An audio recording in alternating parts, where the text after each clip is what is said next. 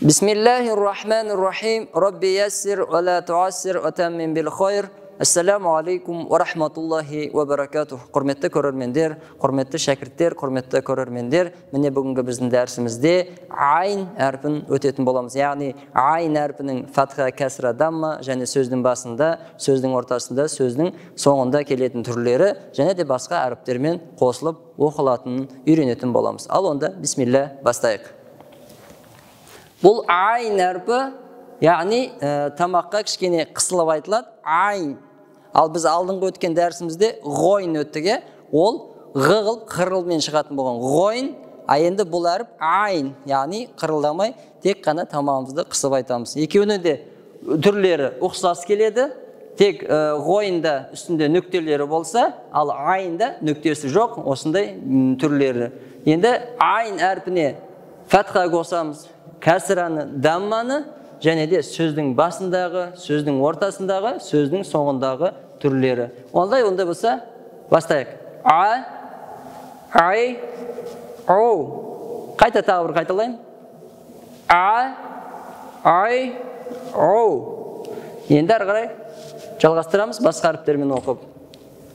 Бер, ан, Са. Ары қарай. Ма'a. Ароба. Ажам. Жалғастырамыз. Ажаб. Амал. Илму. Умру. Jam'u. Және де жa'лу. Көрдіңіздер ғой, айн әрпін кішкене біз қысып айтып жатырмыз. Қараңыздар тағы да. Аб. Аскар. Айлам. Ja'far. Және де анбар.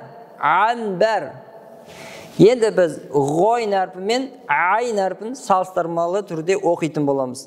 Яғни қараңыздар, ғойн жуан әріп, айн жіңішке әріп. Ғойну. Айну. Жалғастырамыз. Бағлу. Және де бa'лу. Бәлғу.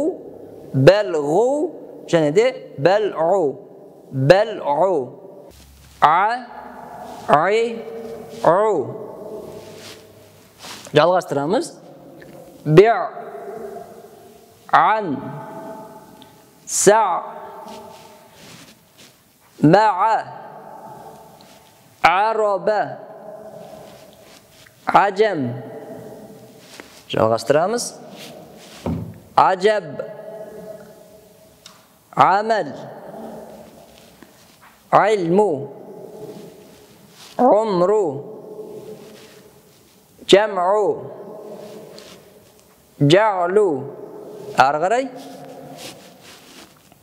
Аб. Аскар. Айлам.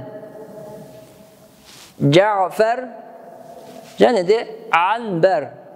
Енді ғойн мен айнның айырмашылығы ғойну, айну. Бағлу, бa'лу. Бәлғу және де бәл'у. Келесі дәрістерде кездескенше, ассаламу алейкум ва рахматуллахи ва баракатух.